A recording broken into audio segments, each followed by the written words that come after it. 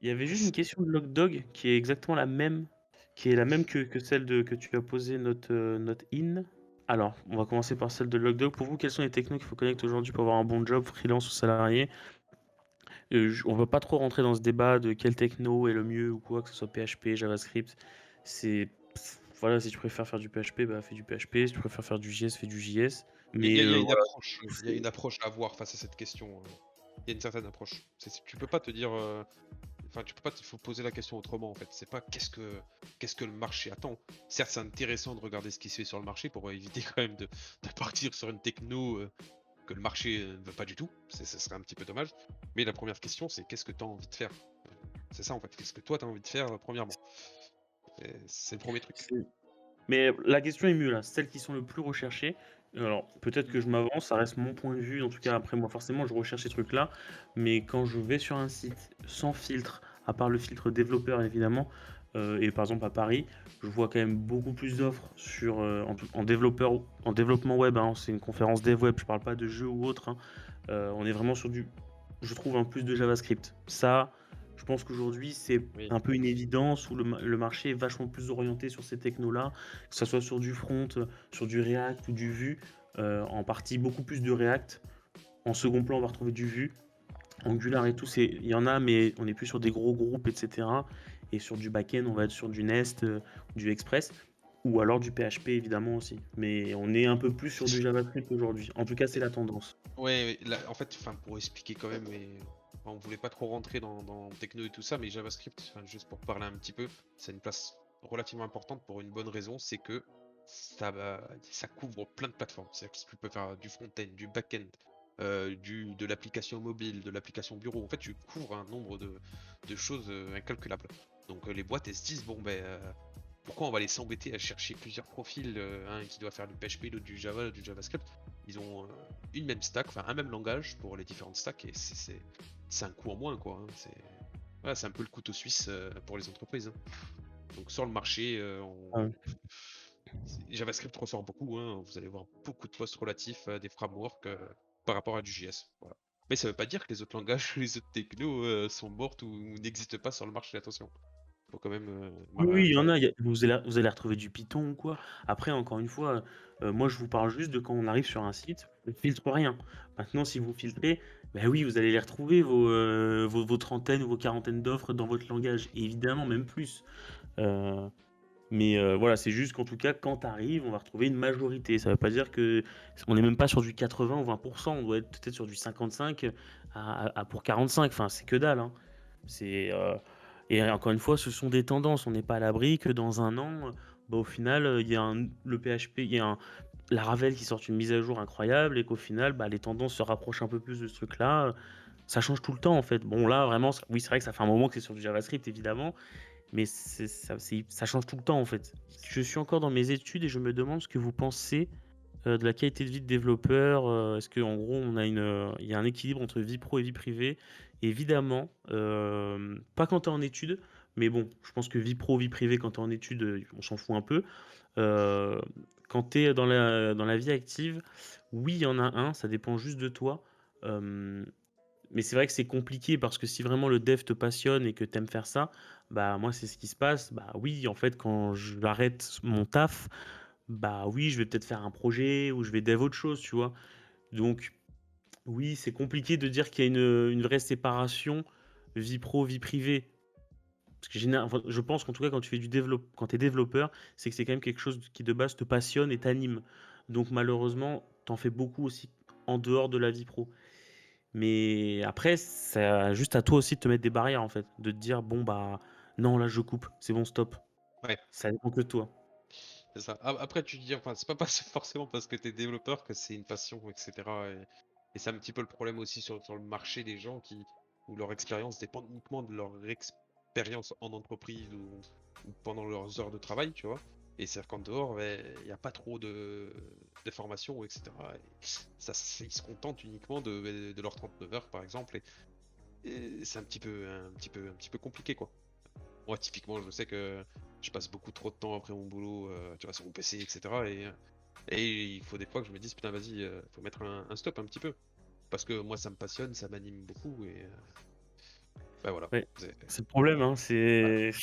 c'est le problème, en fait, du développement, quoi. C'est vraiment ça fait partie des métiers où vraiment généralement quand c'est ton métier, c'est que de base ça t'animait, ça te plaisait d'en faire, quoi. Ouais. C'est donc c'est très compliqué de faire la différence entre les 2. Enfin, il y a d'autres métiers comme ça évidemment, hein, mais si on prend le métier de quelqu'un qui fait du bâtiment, bon, bah, je pense pas que le mec en rentrant, il ait encore envie, de monter une cloison, quoi. Bon, il y en a, hein, moi, mon père, par exemple, je sais qu'il adore faire des travaux, hein, mais bon, voilà, c'est moins attractif. Et surtout, que, malheureusement, bah, en dehors d'être développeur, c'est que l'ordinateur aussi t'aimes y être. Tu peux être gamer ou autre. Et donc, en fait, bah, t'éteins pas ton ordi après le travail. Bon, bah, ok, je vais peut-être jouer ou je vais peut-être faire autre chose. Et donc, oui, c'est vrai que la barrière est très très fine, quoi.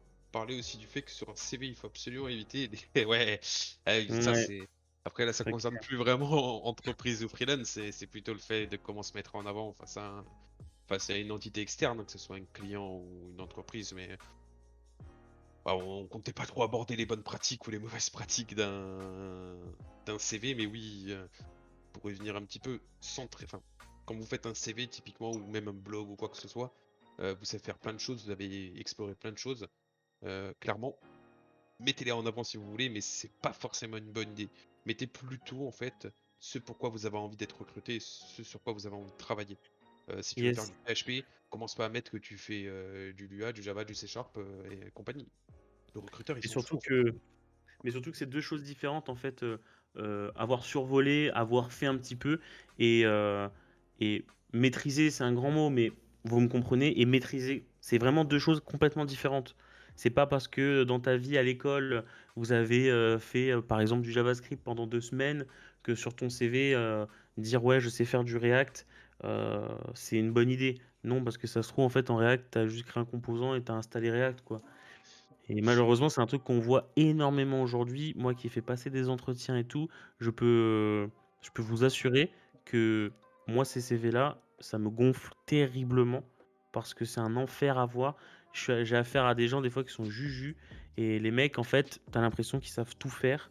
Et vraiment, fun fact, j'ai fait passer des tests techniques et il y en a plusieurs où du coup, bah forcément, quand tu viens me voir et que tu me dis je sais faire ci, ça, ok, bon bah non, on bosse sur du React, tiens, bah ton test, c'est de me faire un truc en React. Et ben en fait, des fois, je les voyais, ils savaient même pas comment l'installer, quoi. Et là, tu fais, ok, bon bah écoute, à la prochaine. Ouais.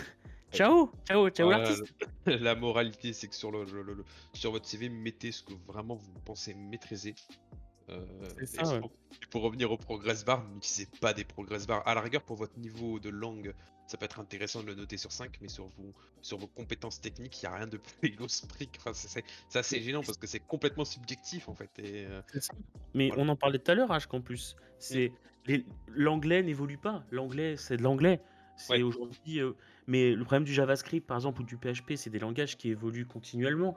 Donc, comment tu peux dire, ouais, je suis à 90%? Bah non, c'est faux, parce que ça se trouve, là, il y a eu des mises à jour. Du coup, t'es plus à 90%.